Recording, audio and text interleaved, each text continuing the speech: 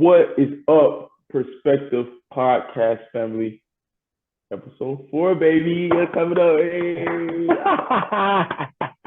Hey man, we've been enjoying ourselves. We've been enjoying our time with you all, our followers on here and on Instagram. Like we've had some posts that have gone relatively viral for the audience that we have. So we're extremely excited about that. So I'm feeling hyped. Cale, how you feeling, man? By episode 4.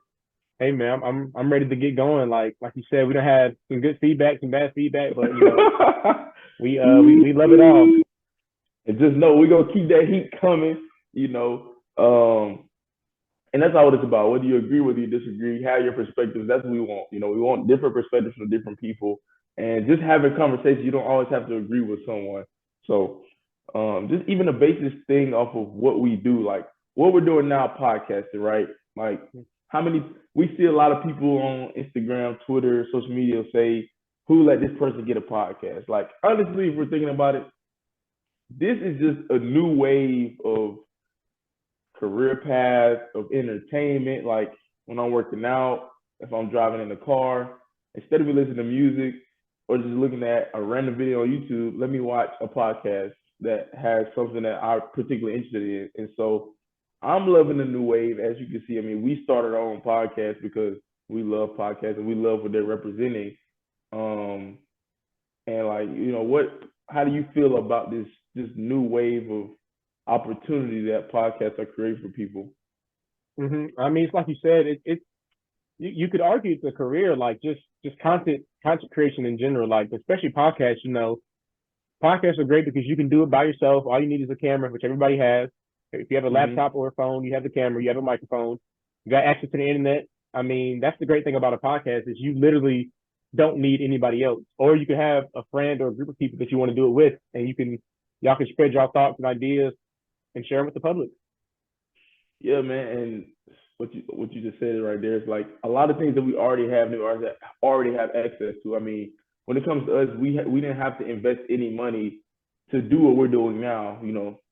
Hopefully months, years to come, like we're gonna invest and make this and grow this business even more. But getting Zoom, having a laptop, a phone, starting an Instagram page, like all of that stuff is for free. And we're just conversating on things that we would do normally. Like we're on the phone and we sending messages or we just like talking about serious topics, like stuff that we already would do. We just made it a podcast form. And even though we just started a few months ago, like we've already gained some traction, already got a lot of people interested in our comments. So that's what we want. And the other day I brought up the thing that I feel like this wave of social media content is like the gold rush of our generation. And the reason I say that is because I feel like a lot of these years and this time that people like you and I are putting into a podcast or into just content creation in general, years to come, I feel like we'll benefit from this, just from the time that we put in now. Like the wave in which podcasts are just trending. If you have a podcast, you're consistent with it, you grow a consistent audience in a month, years, like you can be making a full-time income off of doing something that you started as a hobby. So that in itself is amazing. I'm glad we got it started. I'm glad we didn't strike gold yet, but we on our way and we're gonna try to do that and just continue to keep getting out content for you guys. So we appreciate that. So before we get into the video, it's one podcast, two perspectives. Let's get into it. So as you know, man, we got a lot to address today. Just talking about a lot of things going on. So one of the biggest happened recently. Yeah, a lot has happened recently. Like the biggest, I guess, YouTuber and probably one of my favorite YouTubers to watch, Mr. Beast. Like one of his, he drops videos of random stuff, just doing a lot of things. Having people, play hide and seek in an island, Squid Game, like just a lot of crazy creative stuff. And one of his most recent videos, he helped pay for a procedure to cure 1,000 people from curable blindness. And it's like, man, like I watched the video and I love watching YouTube while I eat. So I was eating and I was watching, I was like, man, this is like really inspirational just to see that a few minute procedure could make someone that's been seeing blurry or that's never really been able to see for 20, 40 years be able to see, and it was just saying like the resources and the money that he gains from his channel, he used that to help those people. So that made me feel really good watching that. Hmm. And yeah, I mean, Mr. Beast has been going viral for years. It first started off, I think I told you the other day, he first was going viral for counting to millions. He would give away money to random subscribers. Hmm. He has his own restaurant now, I think he has his own chocolate, his own chips. And now Yeah. he's literally changing people's lives. Like you said, curable blindness, it's a crazy thing. And the fact that he helped 1,000 random people do it for free, that charged nothing, didn't want nothing back in return. It's just like crazy, man. It's nice to know that there are people out there like that. Yeah, and it's also one thing about Mr. Beast is like obviously he's a celebrity. Obviously he makes millions of dollars through what he does, but he never loses sight of that personable touch amongst his subscribers. So like even one of the guys in the video who was, I think he was a teenager, and from time he was born he had vision problems, and he was never able to drive due to his vision. After the procedure, Mr. Beast gifted him a car, or someone else, he had a sign that said, "You just won a $10,000." He couldn't read it before the procedure, but had the procedure, took the things off his eye, and was able to read it. So it's just like that type of thing from a broad standpoint. Like as me and I mean, nobody, no one person can fix all the problems in the world. And even when a lot of people come together to help fix them, there will always still be things that we need to work on, things we need to focus on. But just seeing from this one video, and Mr. Beast, obviously didn't, I guess years ago might not have known about curable blindness, but it is a lot of people that the things that we take for granted every day, like seeing, or like I can literally see you. It's people out here that need a few resources and a little, something that they need money to be able to see like a normal person, like the things that to eat, the basic necessities in life. I mean, you don't need to see to survive, but it just seems like those types of things from our, I guess, government and our country standpoint, like that type of stuff to me should be valued more.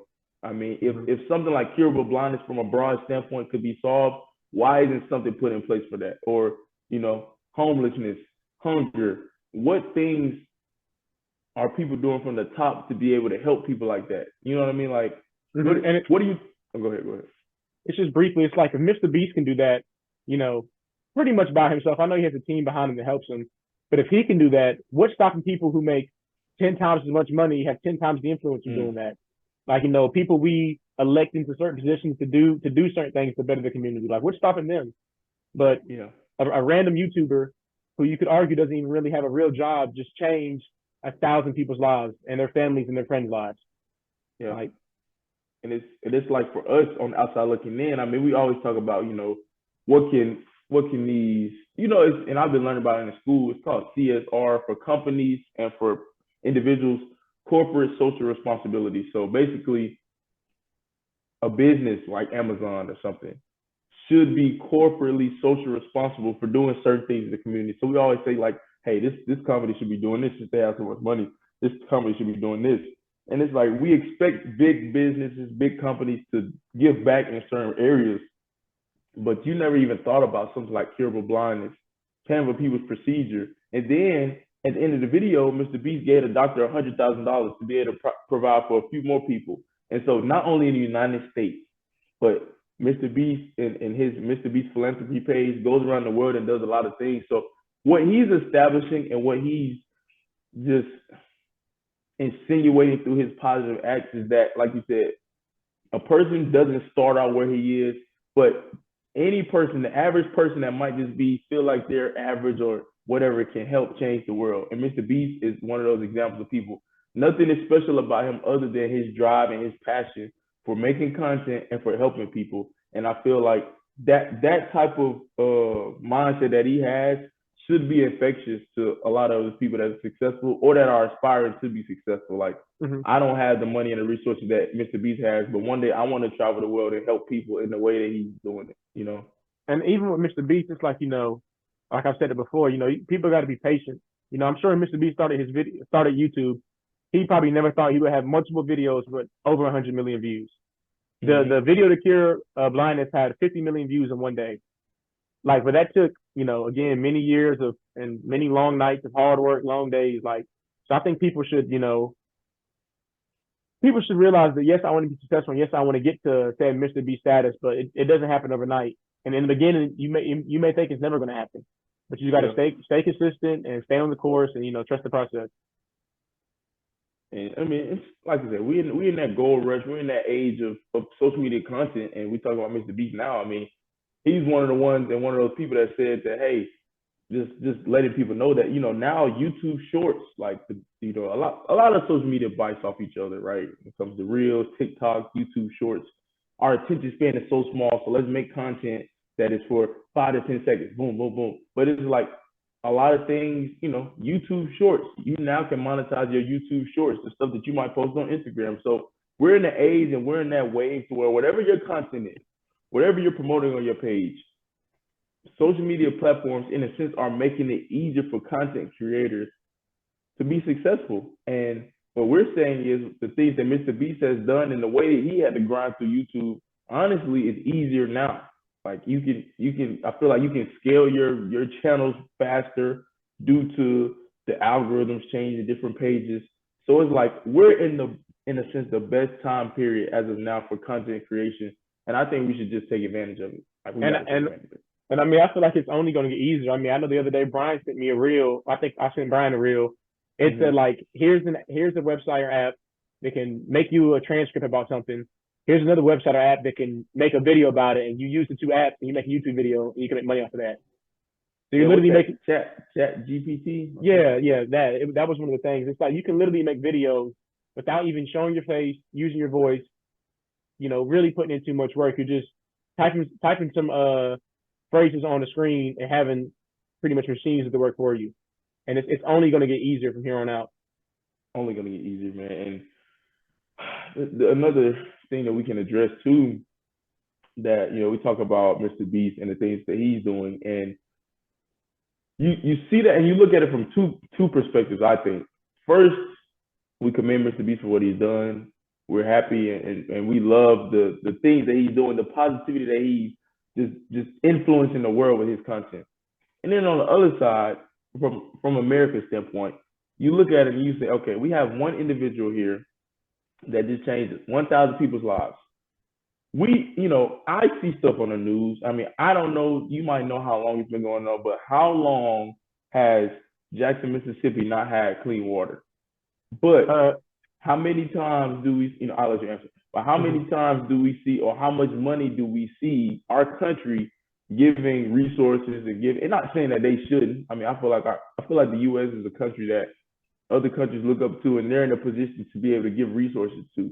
But if your house is not in order, how can you give trillions of dollars to Ukraine and we still have problems and things that go on in our country? So it's like, it makes you think. We always say, what can be done? We don't have enough resources for this. But how many times have we seen things on news, the U.S. administration loans or give Ukraine X amount of dollars? And it's like, how does that make us feel, man? And it's like, we're not asking for anything crazy. Like, he brought up the Jackson, Mississippi water thing. We're asking for the necessities. Like, the main thing is we're saying with the government is like, take care of home first. Can we get people in America to have a roof over their head, a decent wage, coming from their jobs, and food and water? Meanwhile, we got places like Flint, Michigan, and Jackson, Mississippi that's been out of water since. Yeah, Jackson, Mississippi hasn't had clean water since August of 2022, which is last year. Flint has not had clean water since April of 2014. It's February 5th, 2023. 9 years, and Flint still has yet to have clean water. Yet, and not to be a conspiracy theorist, but yet, we have a vaccine, which I know they've been working on for years. We have a vaccine for COVID. Sooner than we have clean water for one city. Like Brian said, we're lending out resources, troops, money, funds, whatever you want to phrase it, to Ukraine. Like, we're doing all this other stuff, but we can't get clean water for one city, for two cities. Like, what's easier, to go help another country to make a vaccine that's going to help fix the world, or to get clean water for two cities in America? Yeah. So I mean, I misspoke earlier about the the kind of flipping the Flint, like man, we're 2014, man, we're in grad school now, like 2014, man, I was in high school, like that's um, just what do you think, like what has been done if you're knowledgeable about Flint, or what has been Mm-hmm. done, what do you think needs to be done, and what are the next steps? So I actually did a project on this. I think it was my sophomore or junior year, a project on Flint. And I don't know if everybody knows the story, but pretty much, long story short, Flint was gonna switch. They needed to get like a new water supply to the city, so they switched to the river, the Flint River, which was heavily polluted. And the leaders in Flint, like the mayor and stuff, knew this at the time, but they did it anyway because it was cheaper. And after about a year, residents were complaining about having rashes, getting sick, Mm, itching, hair falling out. I mean, it's polluted water, so like it's nothing good comes out of that. And long story short, Flint didn't do nothing about it. I know Obama was in office for a while and he declared a state of emergency, but it's just like I said in my presentation for class. Imagine you not having clean water. That means right. you can't shower. I think about how much time you use water. Just to brush your teeth, I got to go get a bottle of water, pour it on my toothbrush, pour it in my mouth, rinse my mouth out. You can't wash clothes. Like it's just so much stuff that you can't do. Like, and I mean, as of now, they still don't have clean water. So I guess to answer your question, Brian, not much has been done. Like they still don't have clean Yeah. water. They're still in the same situation they were in 2014. And do you feel, and we can talk about this however long we want, but do you feel that the area in which this has happened is the reason why things haven't been done as quickly as they should be done? I mean, like, what are the demographics of Flint, Michigan? Flint is a lower income place of minorities, mostly black people.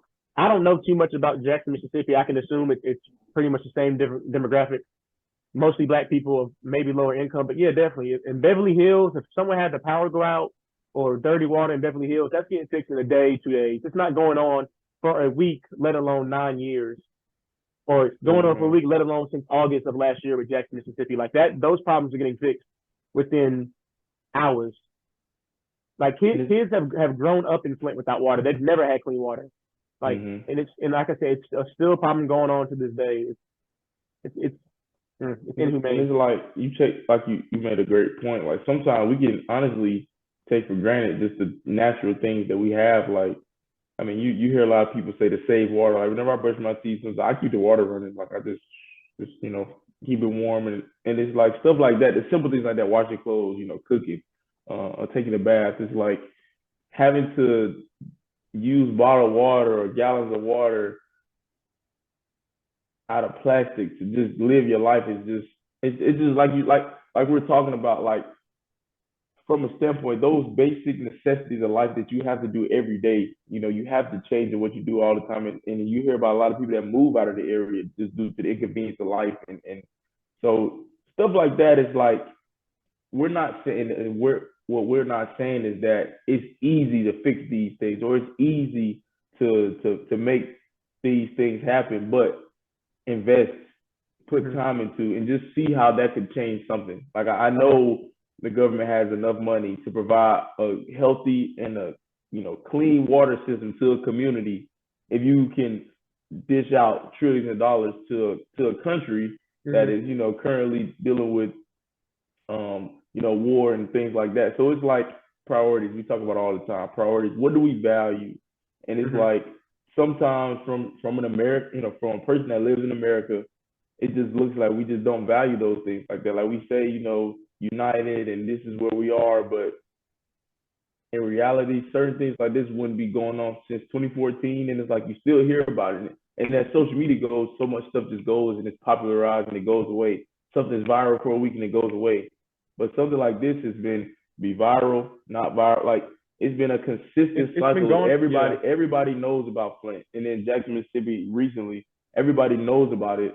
But what are people doing about it to make a difference? And we're And it, putting we put a lot on celebrities, we put a lot on people that have status, but from a governmental standpoint, what's the government for if you're not helping and building up the people that live in your country?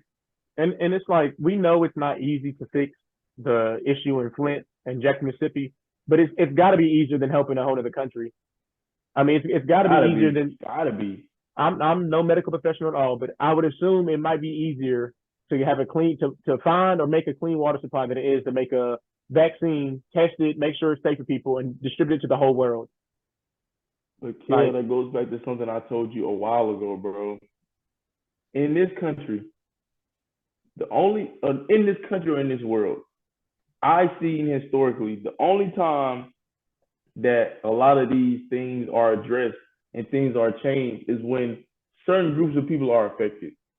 COVID-19 affected everybody, whether you were sick or whether you're not. The way you work, the way you went about working your job, the way you went about going to the store, all of that stuff was affected. It didn't discriminate. And I'm not saying this to make it a race thing, but all I'm saying is certain issues and certain problems that are so ongoing is because it doesn't affect everybody. But Michigan isn't affecting Hollywood. It's not affecting New York. It's not affecting Tampa, Florida. It's affecting that particular area, Vegas. But that's where I feel like when it comes to being united, that's where I feel like we're divided in a sense of we only care about things from a grand scheme, from a grand scale of things when it affects everybody. But in reality, let's say that Martin Luther King said, until the unaffected are just as upset or just as concerned as the affected, nothing really will change. And we still have that mindset, whether that's with race, whether that's with economics, whether that's with homelessness. Well, I'm not homeless. Well, I can see. I'm not blind. But have empathy, like sympathy versus empathy. Have empathy for someone that's in the situation that you're not in, because you could easily be in that situation, just like a snap of a finger, bro. So yeah, I can talk about that forever. and just my last point, like I said, y'all, like it's a necessity. Like just imagine what you use water for on a weekly basis. Now imagine all that water had to come out of a jug or a bottle. Like just how much of an inconvenience that would be to your life, like to cook, clean, shower, do anything, wash clothes. Like I said, like all the water, you can't use any water from a faucet. Like, man, oh man, oh man, it's a sad case. Yeah, for sure, man. It's things like this. I feel like until we, from a grand scheme, had to have that same mindset and that same fervent, just want things to be better. I mean, nothing really would change. But it's February. It's Black History Month, so a lot of these things that we're about to talk about next are, I wouldn't say things that are new, but are things that gives you a different perspective on how you look at things. So the term HBCU, historically Black colleges and universities, right? We hear about the tradition. We hear about, in a sense, the mecca of HBCUs, and it's a lot of things historically that we've been revealed to and we learned about that maybe debunk how you feel about an HBCU, or maybe change the narrative of the colleges in that aspect overall. But Cale is gonna elaborately let us know about some things that we might not have known about HBCUs. And I mean, with this, it's like, where do I want to begin? Do I want to talk about from school where do I begin? A school standpoint or athletic standpoint? I guess I'll start with something I learned very recently the other day, and I sent it to Brian. I guess the most known HBCU is probably Howard. Like that's probably the most known one. And like you hear about Howard at the BET Awards. Some rapper says he's going to donate money to Howard. Like it's probably one of the most known. You see it in movies. I know Jordan Peele has people wearing his movies. And it's like I just learned this recently that Howard is actually named after a white person. And and it's just like, and not only Howard but Spelman too. Howard was named after a general from the Union, and then Spelman was named after Rockefeller's mom. And it's like, not trying to discredit the school, but how ironic is that a historically Black college and university is named after a white person? And I did a little more research, and it's actually on the school's website. So you can just go to howard.edu, I guess, or howard.edu, Spelman.edu, and go to like the history.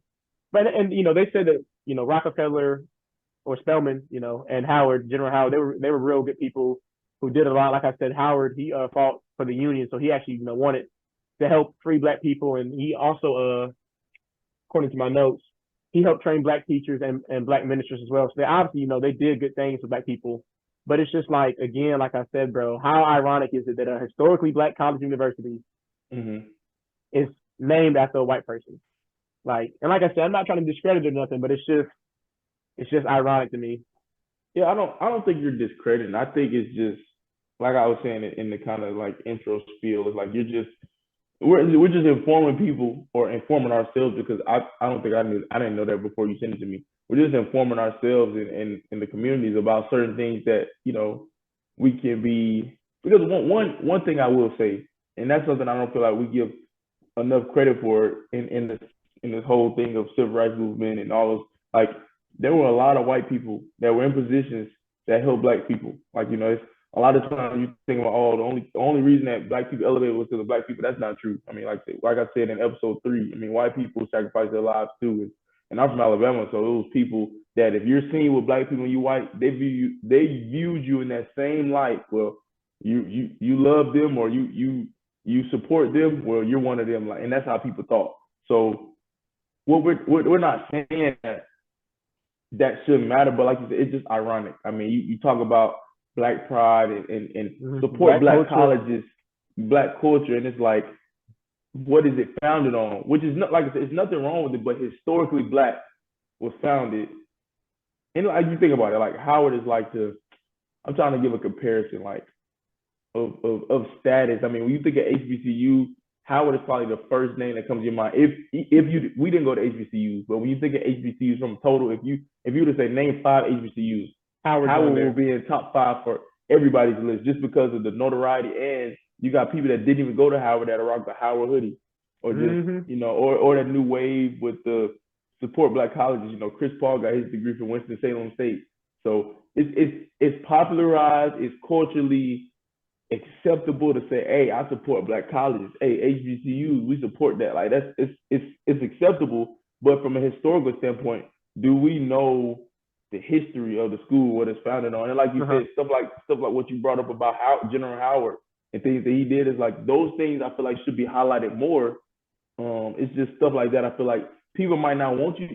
Do you think it's people don't want you to know as a black person because it was founded by a white person? Like, what do you think is the reason why that information is not as popular? Because I didn't know that. I was just about to say, I wonder how many students at Howard and Spelman know the origin behind the school's name. Like, I was just about to say that. I know it. Our old school, Lisa Cray, they talk about it all the time, so we know who founded our old school and stuff. But I don't know. I mean, I would hopefully like to assume that maybe an intro class at Howard and Spelman, you learn about that. Maybe in a first year seminar or class for freshmen, you learn about that at Howard and Spelman. But at the same time, I don't know. I feel like a lot of HBCU students across HBCUs in general don't know the origin or founder of their school. And before you get to your next point, if you're watching this and you went to Howard or you know about this information, put down in the comments what you think about this, or was this history known or unknown to you? Let us know in the comments and share it. Just let us know. And I mean, and going back to Howard briefly, it's like, I know more that the VP Kamala Harris went to Howard than I do about the founder of Howard. Like, you get what I'm saying? So Auntie Harris. I don't know. I do like that they include it on the school's website though. Like, if they're not, at least the school's not trying to hide. I mean, but don't you have to though? Like, any school talks about, because nobody reads that. We're being honest. Yeah. Nobody read that stuff. But it's just the basis off of your history of your school. I mean, you kind of, in a sense, you have to. Our school was founded in blank by so and so, so and so. It's just so ironic to me. Like, an HBCU that talks about black culture, yada yada yada, it's founded by, well, it's named after a white person, and it's just like, I don't know if you saw the thing. I think it was last year where a dance team, I think from South Carolina, like she made like the first dance team at South Carolina, like the Gamecock, and she was getting a lot of heat for it because they were saying that's like a black HBCU thing, and she's going to PWI. But it's like, it was the style of dance that they were doing. Yeah, it was a style of dance, and they were like, you're going to PWI, trying to make it an HBCU, but it's like, the HBCU you go to could be named after a white person. Like, I don't know. Oh man, I remember. I know you know what I'm talking about. Yeah. I remember this because it had a lot of like people like comments. I love comments. Like, guys, if you haven't already, whenever you go on a post that's pretty viral, my first thing, I hate those comments and I just get my popcorn. While the post is still going, yeah. I was like, ooh, I love those reels. I was like, ooh, it's good. And then I get down to the rabbit hole, next thing I know. But I remember seeing that, and we talked about it, and it's like obviously people saw a style of dance, in which just let's think about it. Certain cultures can popularize certain dance styles, certain just cultural things, right? So the style of dance that typically is done by black dance teams and stuff might not be the same as the white dance team. So when the white, the predominantly white school institution did it, it caused a lot of, oh, you're trying to do this and that. And it's like personally, you know what I mean? Like personally, you can see it and say, okay, it's being a creative. I mean, when you think of music, how many times do people sample different styles of music? How many times do people in movies rappers sounded like, yeah, rappers sound, or I'm just saying like rappers will sample classical music or vice versa. So it's just like I feel like imitation is the greatest form of flattery. Like I'm not trying to steal your style, but I see a style of dance and I like it. It was popularized by black culture, but them doing it, I don't see as like, oh, you're trying to do this, you're trying to do that. And like you said, the irony, your school is there the white person. Yeah. Like, come on. Like, but what school was it that it was South Carolina? University of South Carolina. Yeah, the Gamecocks. And it's like my thing with that is, for one, a black girl started that dance team at South Carolina. But this she started it, but people were mad at her saying, you go to a PWI trying to make it an HBCU. But my thing is, I'm thinking as thank you. Yeah. I would this is how I would see it. I would say thank you for spreading black culture. You're going to a PWI and you're spreading black culture. Like I would, maybe not grateful is the term, but I would be happy that a black student, a black person went to a PWI and is spreading black culture, and she's doing it through dance. Like, but people were mad at her for doing it. It's a form of art. And people were mad at her for doing that, but she's just helping spread black culture if you think about it. Like, but then you'll see comments it's like, you can't get this experience at a PWI, go to HBCU. And then if we get in a conversation about resources or lack of resources, and it's nothing, again, like I've never been to HBCU, but things that we've seen and I've heard, like you'll hear about, it's nothing like the black experience, nothing like the black culture experience going to HBCU. And then people will go there and in a sense complain or bash about certain things about resources. And it's like, that goes to the argument too. It has to be a bit like better way of investing and allocating funds to be able to make that experience better, because your soul college experience, if it's based off of cultural relationships, you being yourself, that is a big part. And in any college you go to, there's gonna be things that you don't like. So let's put that out there. Whether you go to a great school, whether you don't like the parking tickets, whether you don't like the way in which they do it, things in the cafeteria, like it always will be something that you don't like. But at the same time, and to what extent are you willing to sacrifice your experience due to a certain narrative and a certain moral you're trying to keep in your head? So, man. And yeah, man, like I was saying, I just feel it's kind of like a slippery slope when you address this topic, because you think about just HBCUs culturally from a standpoint of, you've seen people that have gone to PWI and HBCU, and they both talk about the experiences as in, culturally, it's not, HBCU doesn't compare to PWI. But when it comes to resources, you had that same type of kind of disparity or big difference. And so, like, what disparities have we seen and have we talked about that, HBCUs versus PWIs? And I mean, it's more than that too. Like, I've heard about, air quotes, horror stories from friends that go to HBCUs, like friends that have, like, I think I told you earlier, I had a friend who said she had mold in her room at her HBCU, and like they wouldn't believe her, so she went out and got a mold tester and proved that she had mold in her room before they even helped her. Wow. And it's stuff like that. It's like, for one, why would a student lie about that? Lie about having mold in their room? And then, moving on to another HBCU, Bethune-Cookman, we're gonna talk about the athletic stuff in a minute, but the students there have protested and complained that they were having mold in their room, and their president, who he had like an interview on TV, said that that's not mold, that's mildew. So much better. And then I saw on Twitter somebody had commented like the definition, and it had said like they're both the same or from the same family. But it's like, and we're not saying that a school like Duke or I don't know Texas or any big school you can think of won't have mold or won't have problems. But it's like HBCUs seem to have a lot more problems from an athletic standpoint, from a living standpoint, from a facility standpoint, from a resource standpoint, than their PWI counterparts. That's what we're saying. It's like, it's cool to go there for the culture and, have fun. I know that big into fraternities and sororities there, but it's like, I hear a lot more horror stories from friends that go to HBCUs than I do the friends that go to PWIs.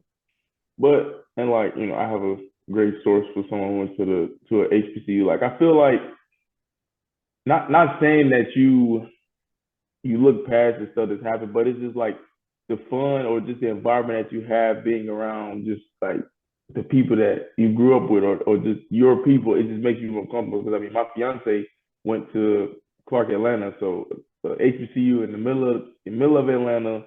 I went there a few times, and she would tell me, "Oh, Michael B. Jordan was on campus today. Oh, Gunna had a concert there, so Gunna." I don't want to get into Gunna. We don't want to talk about Gunna. But like, it's just stuff like that. It's like that's the stuff that like celebrities and just the social aspect that HBCUs bring already. Like it's just like like celebrities were there all the time, and it was in Atlanta, so like that's like a mecca of just hip hop, of course, all those types of things. So it's like it's from a standpoint where I feel like a lot of people accept the bad, but they say, man, it's just so much good here. But it's like I said, that's everywhere. So, and then what made me think about when you brought up the mildew of Bethune, like when the students at Howard were doing they were outside sleeping in the tents because what was that about? They said the living situation in the dorms was so bad they rather sleep outside, and them sleeping outside, not only got like attention from media, but it made the school do something because we have students sleeping outside. And especially with Howard, like I said earlier, the VP went there. Like you can't, pull those strings nowhere. And I do want to mention this too, not to sound ignorant, but I am aware that HBCUs get the least amount of funding from the government. I'm very aware of that. They get the least amount of funding from the government. That's clear. I wonder why is that? Well, yeah. My only counter to that is it is very hard for me to believe that any college or university does not have money to do something. Wow. Colleges and universities charge oh my gosh. $30K, $40K, $50K, $60K, $100K a year per student, half a semester, $2,000 for parking passes. Like, whether it's HBCU, PWI, big school, small school. Don't get on parking tickets. Yeah, parking tickets, charging money for room and board, the CAF, miscellaneous fees. Whether it's a PWI, HBCU, a big university or small college, it's very hard for me to believe that colleges and universities, HBCUs, don't have enough money to fix certain problems. And especially especially when it's a problem that is a necessity, like living, not having mold in my dorm. Like, we're not talking about we want 1,000 extra parking spaces outside my dorm. We're talking about the necessity.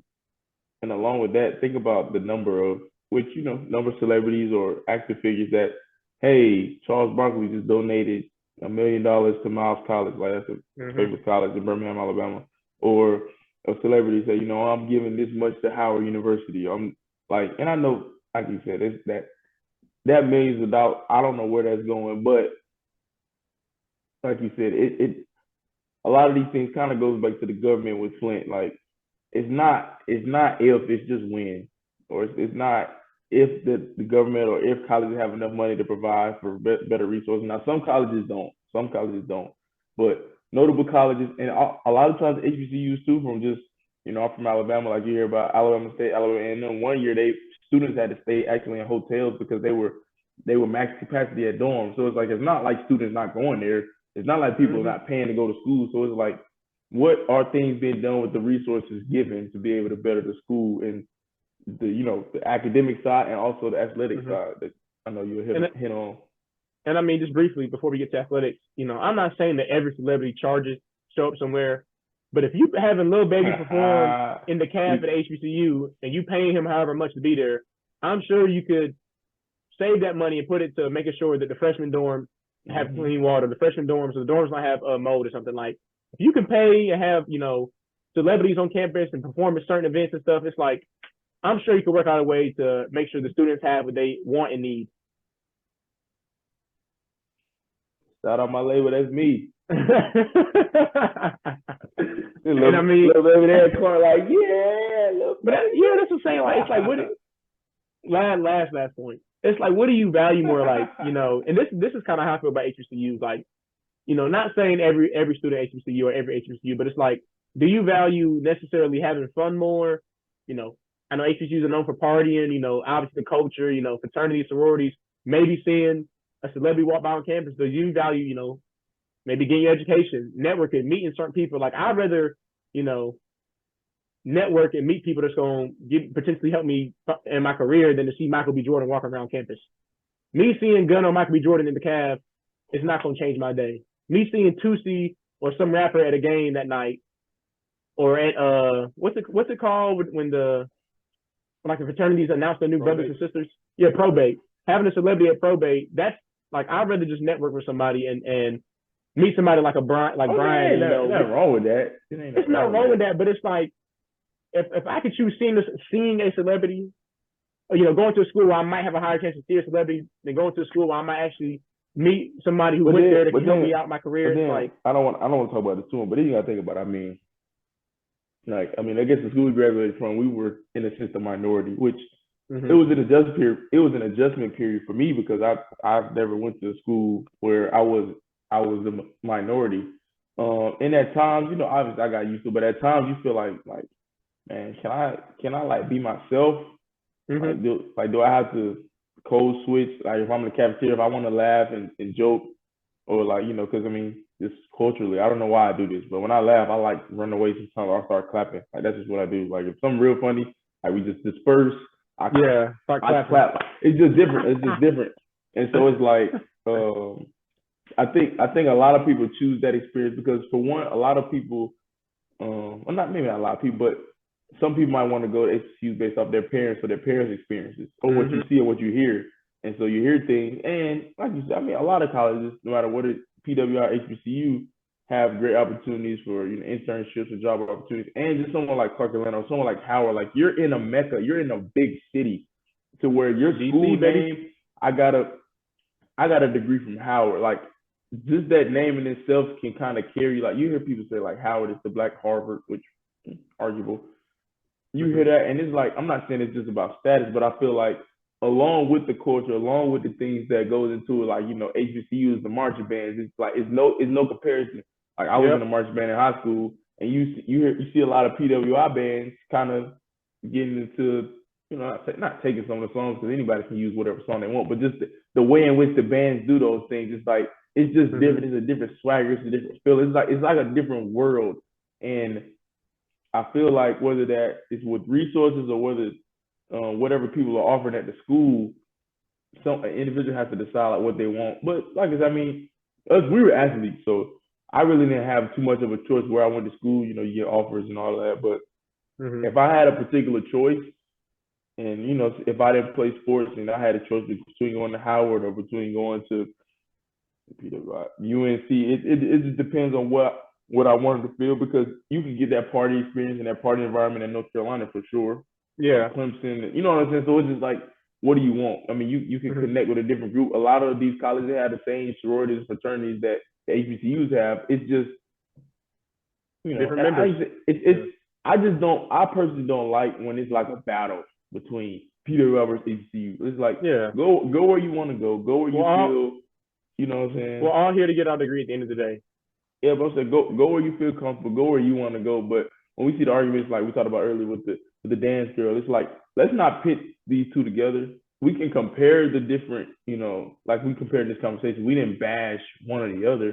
We just compared the different experiences, different resources, different types of things that different types of colleges offer. But also was just saying, like, there's nothing wrong if you go to HBCU, and there's nothing wrong if you go to PWI. But it's okay to talk about the differences. And I know we want to get on the athletics too, but this is, again, my last point. I will say that after going to PWI for 4 years, and I guess I pretty much go to one now. There's definitely a lot more, minorities and stuff here where I'm at now. But after going to PWI for 4 years, it really made me love Black people even more.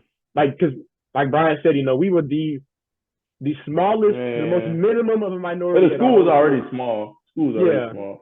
And in the town around, like, we were literally probably the only, not me and Brian, but like, we were the only Black people up there.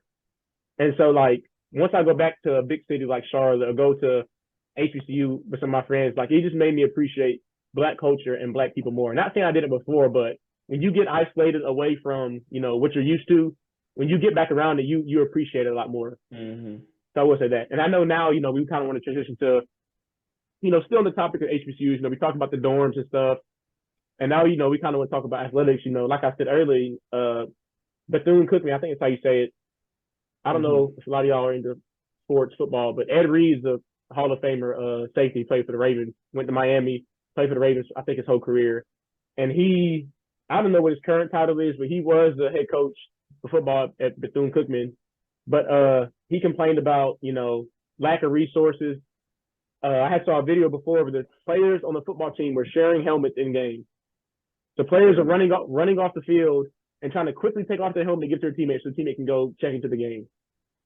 And, like I said, he complained about lack of resources and facilities and stuff too. We already talked about Dion on the previous episode, but it's like, again, people want us to support HBCU culture, support us in a sense, but it's like players sharing helmets. You have a Hall of Famer, former NFL player who knows what it takes to be great in that sport. And if he's saying, hey, we need more stuff here, and you can't get him that, it's like, he reached the pinnacle of what football is to a young kid. Mm-hmm. Like you don't think he knows what it takes. Like I said, knows what it takes to be successful. And you can get into that conversation from pro versus college, but different levels of college. I think a lot of people might not take into account like this because doesn't everybody have the same time in the same gym and the same this, same that? Like I've never been a Division I athlete. Played Division II, currently Division III. You talk about resources and we talk about like just physical therapy, the different sciences and all that type of stuff. And I feel like what someone like Ed Reed and what Deion Sanders say is not saying that our athletes or what we can do, like we're incapable of being successful. All that we're saying is the same resources that are offered to the creme de la creme, the top of the top, is like, it's just no comparison. And that's the biggest thing where you see people that are kind of on the outside looking in, like, why don't more athletes go to HBCUs or why don't the top? And it's just like, not saying that they can't succeed there, but it's harder. I'm an Alabama fan, but just take Alabama has a facility that is strictly for athletics overall, but for the football, we stay on football, that is specifically designated for the football team that had a cafeteria, had a lunch. You can go on YouTube and look at just chefs, and it's just amazing food. I mean, everybody who all complains about their college experience at cafeterias? A lot of people. But this school, Division I football, like I said, granted, they're one of the best football programs. Historically, they're kind of a dynasty. Georgia's taking over right now, but roll tide, baby, roll tide, roll. We're going to come back. We're going to bounce back. But you have a difference between that, a facility that is designated to the football team with lunch facilities. They have a barbershop. They have all these types of things, all these resources. And when the coach is asking that, like you said, played in the NFL, one of the best at his position ever, Hall of Famer, gold jacket. Once you get a gold jacket, you're in a class of your own. And all he's saying, which I personally feel like he could have went about it a different way. Now, he got on social media and was ranting on live, wherever he was on, and kind of, aggressive. But it's just like, for him, it had to be frustrating because if you really care for those kids, you really care for those young men, you want them to have the best. And he knows, just like any other person would know, we cannot perform at our best. How can you expect me to win a conference championship? How can you expect me to do all this when I have players sharing helmets? It's like, for one, if you want to think on it from a sanitary standpoint, that's not really sanitary. And two, it's just like, as an athlete, how can I feel like I can be my best when I'm constantly having to overcompensate the basic necessities of being an athlete? Like, just think about that. Like, I have, at other schools, I can go in the training room and say, hey, this is what I need to get done or whatever.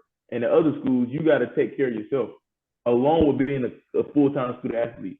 Okay, I have a dorm, I have nights, but at this school I got to worry about the resources, the mildew, the mold. It's like, it's a difference. It's not saying that we're making excuses, saying that we don't think we can be successful.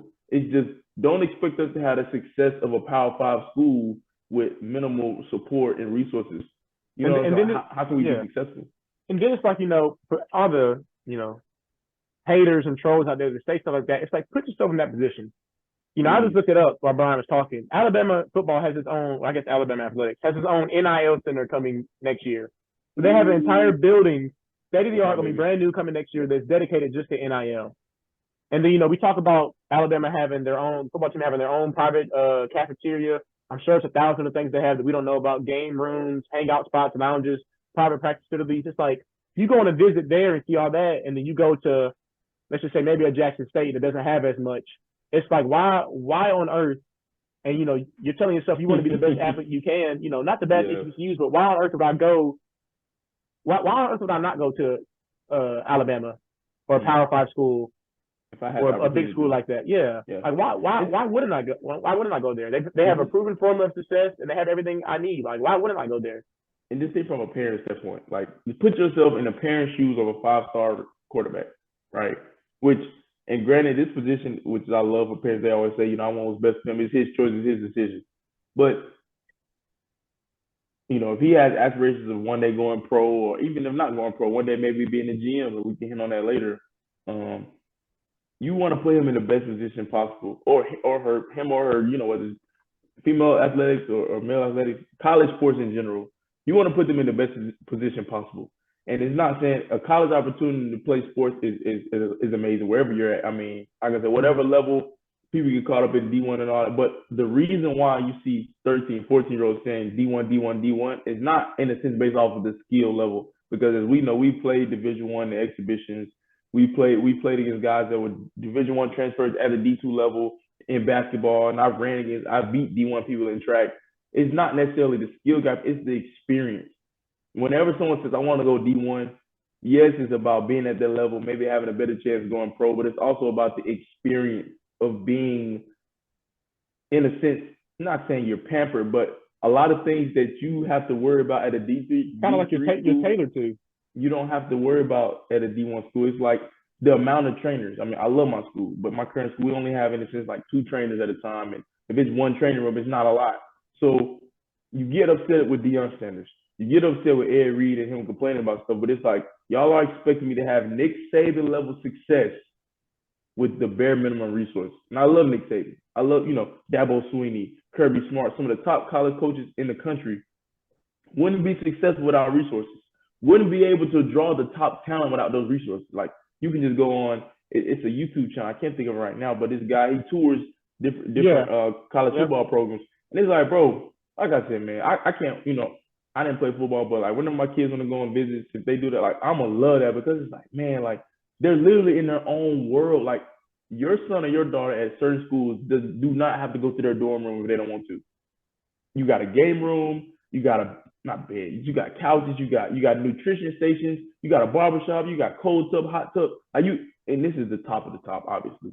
But you see success when you see a D1 program play a low major. Like, oh man, why is it a blowout like that? Like, all of that stuff plays into it. It's guys that start out at the same level, but somebody that has a diet and somebody that has a certain nutritional plan might be healthier, might be stronger, might be lifting the same amount of weight, but the way their body's being treated is just a different level.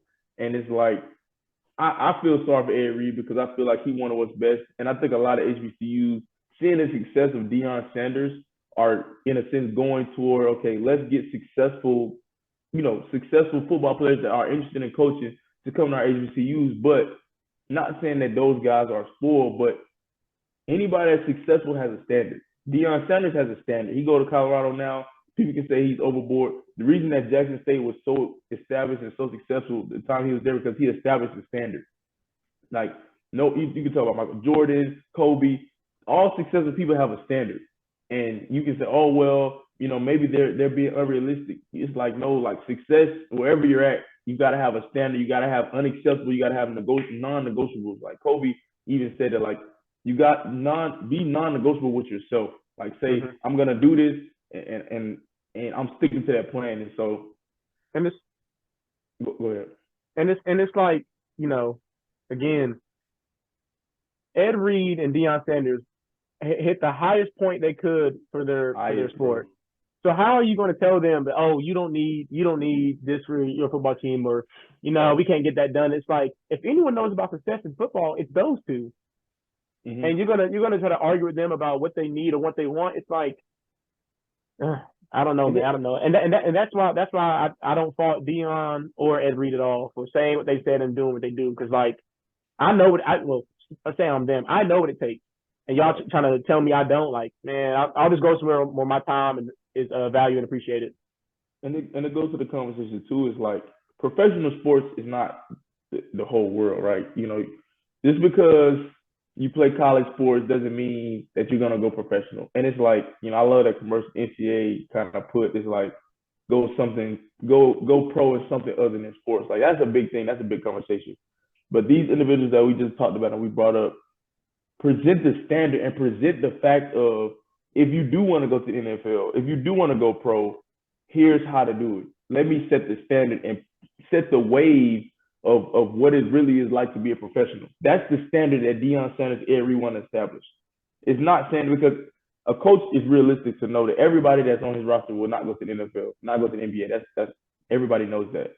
But let me instill some values in you to make a standard, to make a, in a sense, a feeling that that I know how to navigate through this realm and through this world wherever I go. So one of our last points and something that like was very amazing that we saw, man, was this individual. I'm trying to pull it up right now. This individual who after going undrafted in 2004, Rand Carthon says that he knew he wasn't cut out to make the NFL, but he used his time to work out with teams just to meet with their GMs. And now he's the GM of the Tennessee Titans. So, man, I know I got a lot to say about this because even with the conversation, if you have a classroom and you have a teacher who says, hey, let's go around the room and say, what do you want to be when you grow up? A lot of times you have a lot of guys say, I want to go to the NFL, I want to go to the NBA. The first thing that a lot of teachers say, well, going to the NBA is a 1 in a million shot or a 1 in a billion shot. You might want to have another plan. This mindset right here, Rand Carthon, went undrafted, went to a few workouts, knew that he wouldn't make it. People that are athletes are realistic with themselves at a certain point in their life. They know when and what they think they can do, but the mindset of knowing in a sense, the professional aspect of the NFL. And we talked at the beginning, we talked about podcasts being a career path. Sports in general, NFL, football, basketball, NBA. There are so many opportunities in those fields to be successful. I mean, case in point, Rich Paul. Rich Paul doesn't play basketball, but he make money like he a superstar. You know what I mean? It's not all about the money. It's about the mindset that I think that we need to change the narrative with. Okay, you say you want to go to the NBA.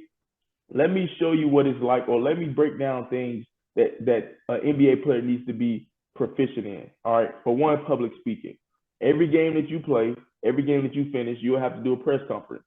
Everything that you say, everything that you don't say, everything that you tweet is going to be used against you. Everything you don't say. Yeah, everything you don't say. You caught that, right? Yeah, don't get canceled. Yeah, watch out. But basically, you're kind of breaking down the aspect of things that they're passionate about to where one day, whether they make it or whether they don't, you know what? I'm not going to be the next LeBron, but I want to be the next Stephen A. Smith. I'm not going to be the next Michael Jordan, but I want to be the next Rich Paul because you know about those things. Have mock interviews. Hey, Cale, how did your game go tonight? Like stuff like that. I feel like, you kind of saw that from Deion Sanders and you see it from Nick Saban and all. Like being a commentator, being an analyst. A lot of former players get into the realm of being an analyst. I mean, it's nothing wrong with something that, like, just think about it, Cale. We'll be done playing college basketball soon, relatively soon. Something you've been doing your whole life, in a sense, would you let it go all right away? And kind of like with this, you see a lot of former players that get into coaching, get into commentating, get into some type of job within the sport. But if they didn't have a proficiency to know how certain things work, would they have that same passion to do it? So it's just, I mean, what do you think about the whole thing? I know I've been talking a lot, but about the whole GM thing.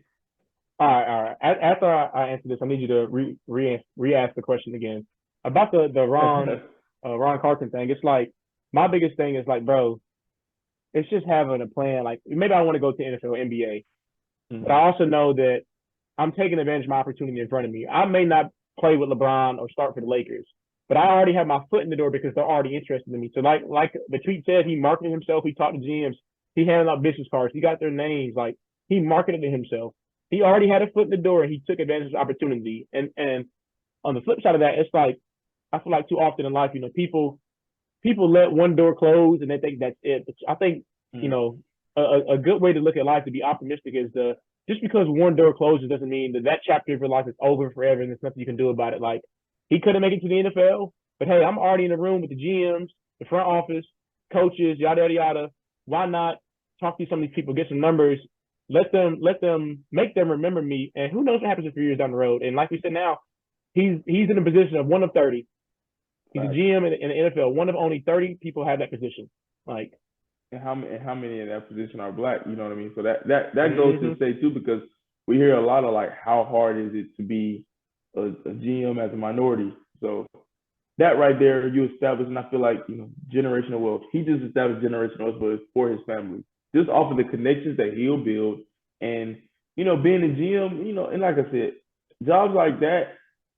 I'm not saying that they're not hard work, but you can work those types of jobs a long time stress free, with the right planning, with the right proper team on your side. You can be a GM to your 70 if you want. I mean, look at Jerry Jones of the Dallas Cowboys. So it's like just putting yourself in a situation and being able to, like you said, put your foot in the door. And my question was just saying, like, from this example alone, what can we learn from this? Not only in the professional sports realm, but also in in anything. Someone wants to get into journalism, or someone wants to get into being one of the top chefs or Michelin stars restaurant. Like, what can we do about putting ourselves in the right arena to be able to be open to certain opportunities like this? Mm-hmm. I mean, one key takeaway I got from this was just the power of networking. Like, I think, I've told you this before, I've told other people this before. It pains me to say that a lot of people in our generation can't pick up the phone and have a adult conversation. I have a lot of friends that can't call the doctor's office and make an appointment without their mom or their dad beside them. Like, it's just, just little things like that. Like, just being an adult and being a professional. Like, again, this guy wanted to go to the NFL, didn't work out, but he was professional, mature enough to market himself and represent himself and get himself a career. And I mean, another takeaway is just don't get discouraged. Like I already mentioned, the door example, like, one door closed, but just don't get discouraged. Like, just because you don't get what you want in the first try, don't, it's like what you always say, Brian, it's a boxing fight. You're going to get hit, you're going to fall down, but you got to get back up and keep swinging and keep the fight going. So those are just a few things I took away from it. And the power of networking, man. And that goes to say, like, that cliche saying that I feel like the more and more we get into the professional world, the more and more I feel like it's relevant. It's not what you know, it's who you know, or it's not your skill level. It's a lot of people that have opportunities. People say, oh, they might not be a skill, but it's who they know. And the simple skill, and that's like I said, it goes back into that general conversation. If you have a son or daughter and they say, we talk about a lot of these new generational types of jobs, podcasts, or being a YouTube streamer, playing the game, like a lot of this stuff that's kind of non-traditional. So professional sports, relatively speaking, it's not new, but it's one of those new generation types of jobs where if you were to tell somebody that's older, say, hey, I want to go to the NBA, well, they would give you 3 different reasons on why you shouldn't do it. Because, well, versus teaching them the skills to be proficient in whatever they want to do. Outside of, if you want to go to the NFL, NBA, you want to go run the Olympics, you got to put the work in and all that. Outside of this, because a lot of people, as we know, a lot of people have a skill. My dad always tells me, a lot of people have talent without discipline. It's a lot of people that should be in the NBA. There's a lot of people that should be in the NFL, but they might have gone down the wrong path. They might not have, taken advantage of all the opportunities. So I'm not saying it's so many people that are skilled to be professional athletes, but the skill level is the first layer. Being a professional. Being a professional, being proficient, being able to know when and where to do things. And it's like, there's one thing you say about LeBron. Like, you can you love him or hate him. You've never heard LeBron in a scandal. You've never heard LeBron have negative things said about him that were off the court, right? Everything can be taken out of context. But LeBron James, relatively speaking, is always a professional. You know what I mean? He has fun. He enjoys his life. He has his own businesses. He has his own ventures. But someone like Shaquille O'Neal and things like that, Charles Barkley, they're professional. And just think, Charles Barkley made more money. Oh my goodness. Charles Barkley made more money outside of his NBA career than he did playing. Mm-hmm. He made $200 million to be at TNT, sitting in a comfortable chair, laughing and joking with some of his former NBA comrades, with Ernie Johnson, talking about basketball, talking about something that he's done his whole life, he can live comfortably and retire in a few years just sitting in the chair talking. Tom Tom Brady. Brady. Tom Brady soon. Tom Brady got a $375 million 10-year deal on Fox Sports to talk about football. And just think about it. Football is not the whole year. This is a certain part of the year. I'm just saying, bro. Here you go. How long is football? August, September, October, November. It's gonna be like 5 months, 6 months. Super Bowl, February. So like 7 months, I'm talking about football. And just think about it. Someone like TNT, I know Shaq has a house in Atlanta. TNT is, based in Atlanta. Like you have a job and you're living in a place where you're comfortable, you're making money, and you're doing something you love. But not only we're talking about the top athletes, but somebody that wasn't Shaq could start off where Shaq was after his career and say, you know what, I want to go to TNT. I want to be like Shaq, but what Shaq is off the court. I want to be like Tom Brady, or what Tom Brady is off the court. And until we change how we talk to our youth and say, instead of shooting down their dreams, support their dreams and get their minds ready to know, say, you know what, I don't think I'll be a top player, but let me be that one of the top agents in the world. Let me represent Victor Wembanyama. Like, let me, you know what I'm saying?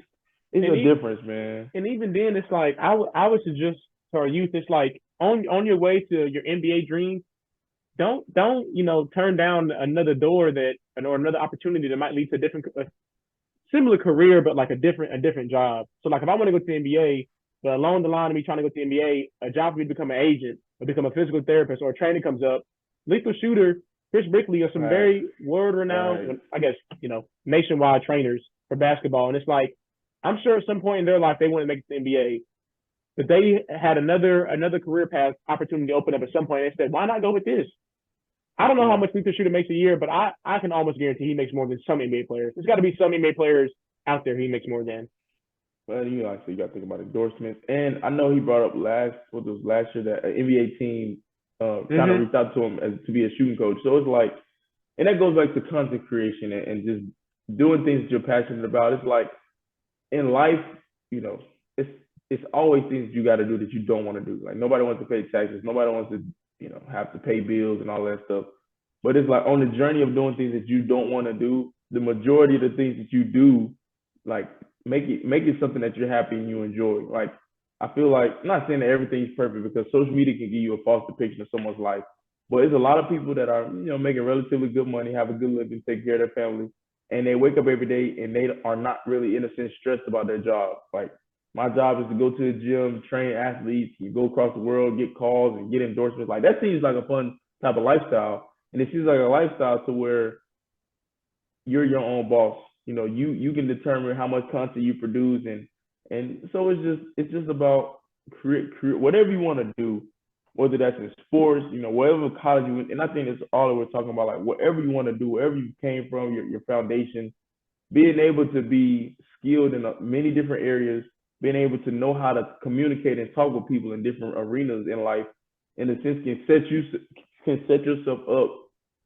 to, obviously be successful, but just to be comfortable in your life, man. And so we see so much, like you think of someone like Tristan Jazz or Devontae Friga, like, now, and hey, and it's kind of off topic, but I know I've heard like the Ballers Life, East Coast Squad, West Coast. I heard them dudes be making a lot of money, like when they travel around doing the street ball stuff, and then they had like those tournaments, the King of the Court. Like one guy made $2,500 the other day playing King of the Court. Like it's just what even if you don't go pro in the NBA, it's so many opportunities within basketball, within sports, to just, in a sense, you're not at the top of the top, but you're still doing something that you love and getting paid for it. Yep. All right, man. Had some great conversations, some great topics.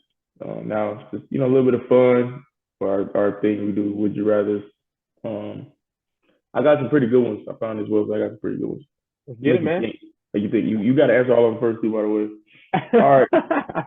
And you got to give me a rationale behind. Okay. Oh my gosh, all right. Would you rather stop war altogether or end world hunger? Stop war altogether, end world hunger. God.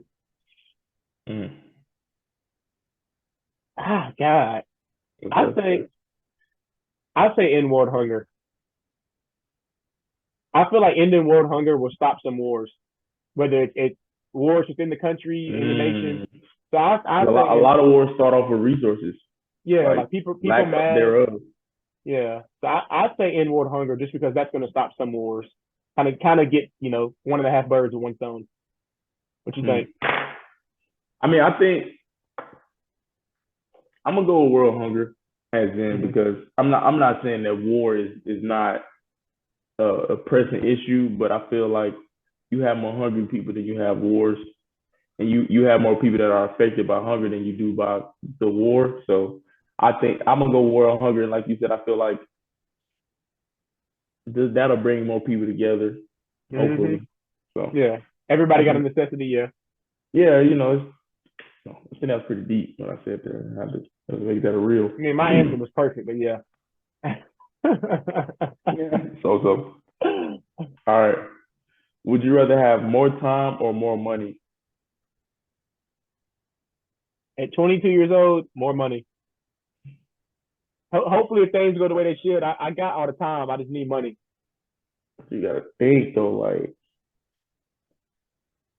time as in the aspect of what? Like as in years to live, or as in like I have more time in the day to do things that I wouldn't be able to do with 24 hours. Like what if you have 48 hours in a day? Hmm. Like what if that was your day? Like I got to It sounds like I got an extra 24 hours to be broke. That's how I look at it. I'm oh 22 years old. man. Give me the money. I'm 22. I need that. I got, like I said, things go right. I got 50 more years to live. Give me the money now. Yeah. Okay. I guess I'll go with the money too because Extra I 24 value hours to be broke. Come on I, now. va- I value my time. You know, I value my time with the time I got. That's hey, look, this is serious. Man. Time Hmm. is something that you can never get back. It's very expensive.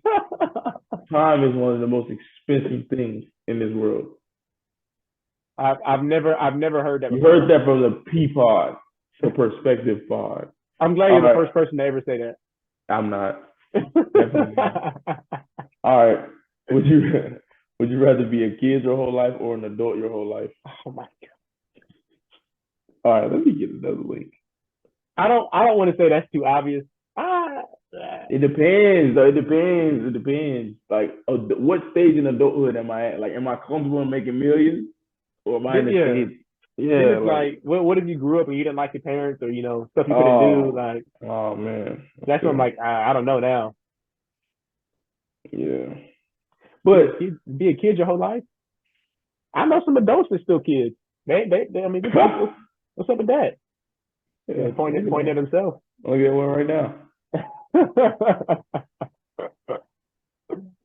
Mm. Okay, it says, would you rather live a nomadic life or never travel again?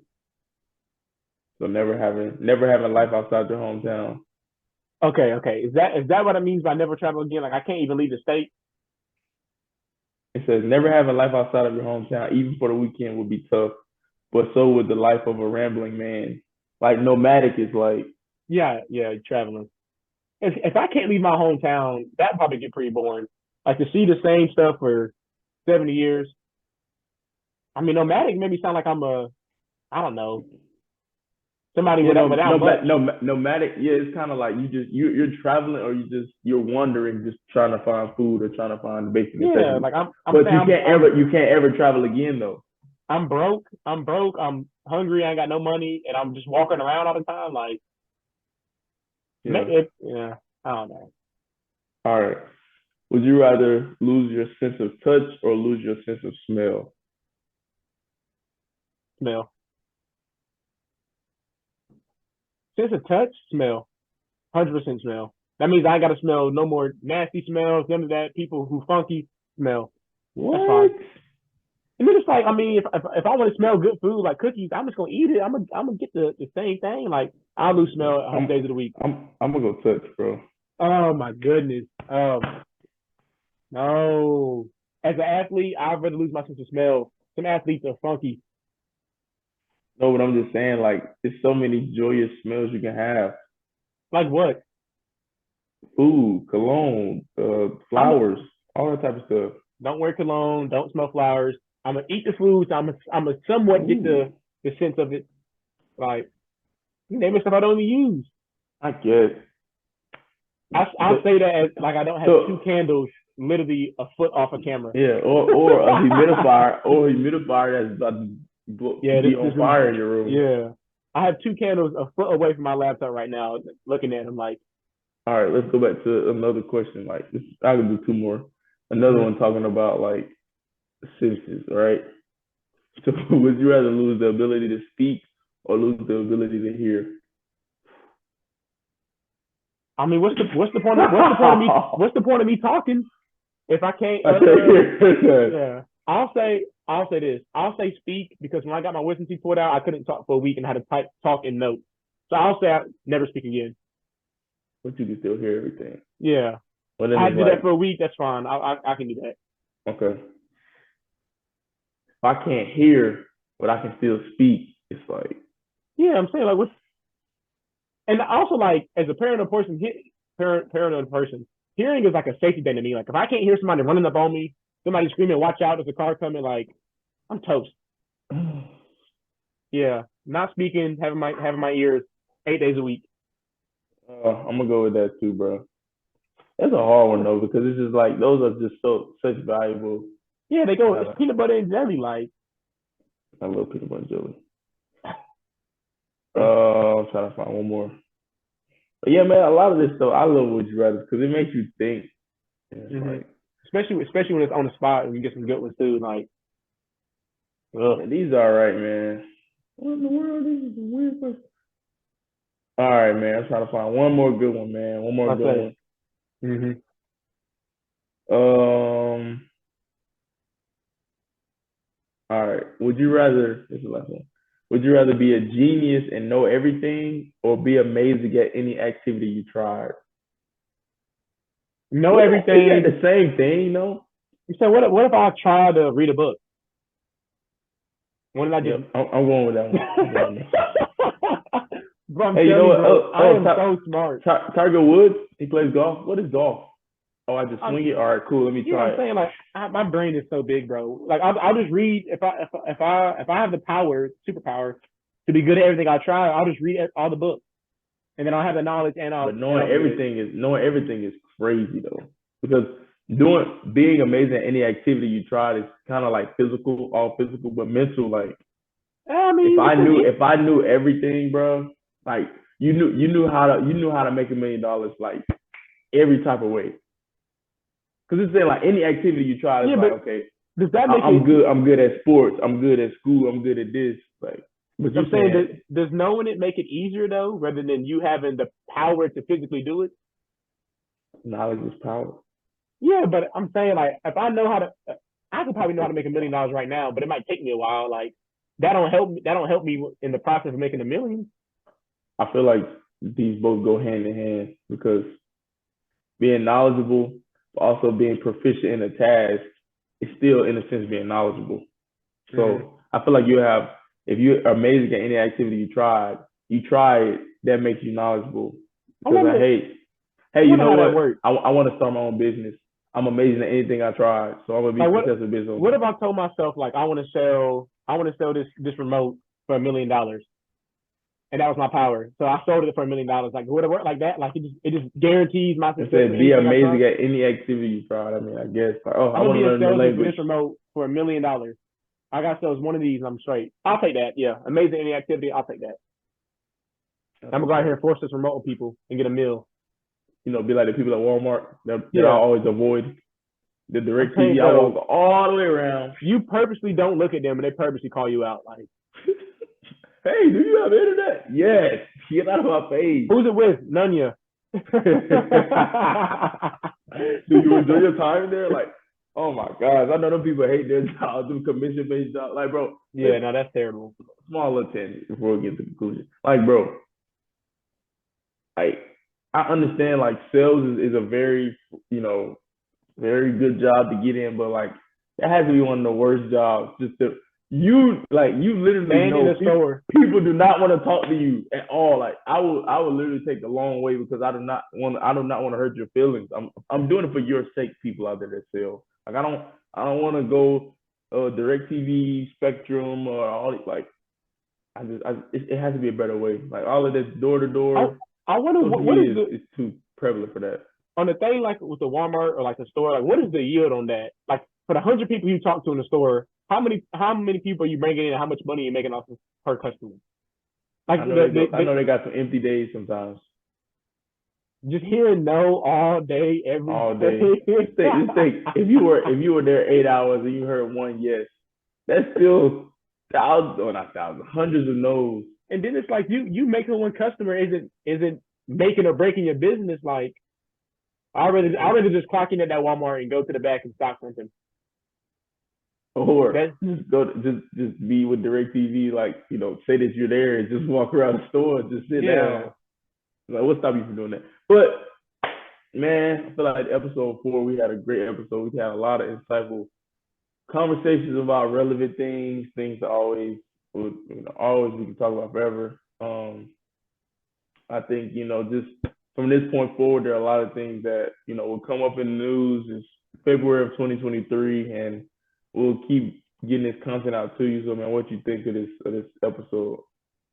Yeah, man. We had a lot of good stuff to talk about, and I'm looking forward to already filming the next one. I will say this too. If y'all not following our Instagrams, make sure you go to the description, follow the Perspective Pod Instagram, and then also we recently start making YouTube shorts. So if you don't have an Instagram or not big in Instagram, I know I'm not into TikTok at all. You can stay on YouTube and watch our shorts. Make sure comment, share them with your friends.